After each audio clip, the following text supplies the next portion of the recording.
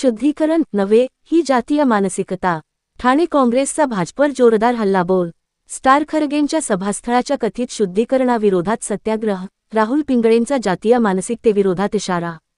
ठाणे काँग्रेसचे राष्ट्रीय अध्यक्ष मल्लिकार्जुन खरगे यांच्या उत्तराखंडमधील हल्द्वानी येथील सभेनंतर सभास्थळाचे गंगाजल शिंपडून कथित शुद्धीकरण करण्यात आल्याच्या घटनेच्या निषेधार्थ ठाणे शहर जिल्हा काँग्रेस कमिटीच्या वतीने शुक्रवारी सत्याग्रह आंदोलन करण्यात आले।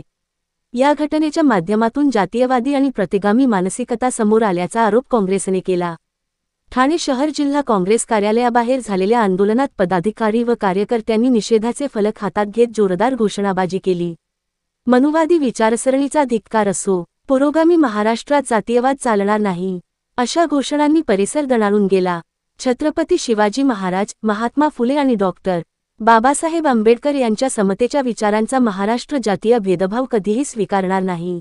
सार्वजनिक व्यासपीठाचे कथित शुद्धीकरण हा संविधानातील समानतेच्या मूल्यांचा अपमान आहे। अशा प्रतिगामी प्रवृत्तींविरोधात काँग्रेसचा लढा सुरूच राहील, असा इशारा ठाणे काँग्रेसचे अध्यक्ष राहुल पिंगळे यांनी दिला। काँग्रेसने यावेळी भाजपवरही जोरदार टीका केली। एकीकडे सबका साथ, सबका विकास आणि हिंदू एकतेची भाषा केली जाते, तर दुसरीकडे दलित नेत्याच्या उपस्थितीनंतर सभास्थळाचे कथित शुद्धीकरण केले जाते, ही विसंगती असल्याचा आरोप काँग्रेसने केला। प्रभू श्रीरामांनी शबरीची बोरे स्वीकारून दिलेला समतेचा संदेश लक्षात घेता धर्माच्या नावावर भेदभाव करणे ही सनातन मूल्यांचीच अवहेलना असल्याचे काँग्रेसने म्हटले। 21व्या शतकातही जात-पात आणि अस्पृश्यतेच्या मानसिकतेला खतपाणी घालण्याचे प्रकार होत असतील तर त्याविरोधात आवाज उठवणे ही प्रत्येकाची जबाबदारी आहे, असे काँग्रेस पदाधिकाऱ्यांनी सांगितले। या आंदोलनात काँग्रेसचे प्रदेश पदाधिकारी, प्रदेश सदस्य, महिला, युवक, सेवादलसह विविध सेलचे पदाधिकारी तसेच ब्लॉक अध्यक्षांसह सर्व स्तरातील पदाधिकारी व कार्यकर्ते, सामाजिक क्षेत्रातील प्रतिनिधी आणि नागरिक सहभागी झाले होते। पुरोगामी महाराष्ट्रात जातीयवादाला थारा दिला जाणार नाही, असा निर्धार यावेळी व्यक्त करण्यात आला।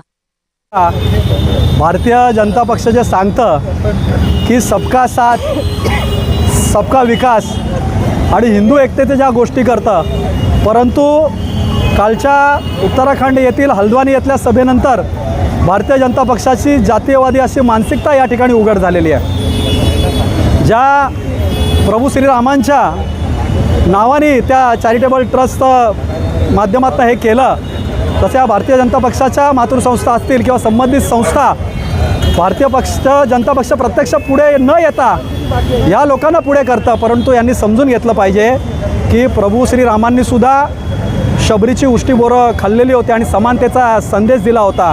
त्यामुळे हे कुठेतरी प्रभू श्रीरामांच्या मानसिकतेला सुद्धा हे लोक मानत नाही आहेत आणि ही भारतीय जनता पक्षाची मानसिकता ही सातत्याने दिसून येते।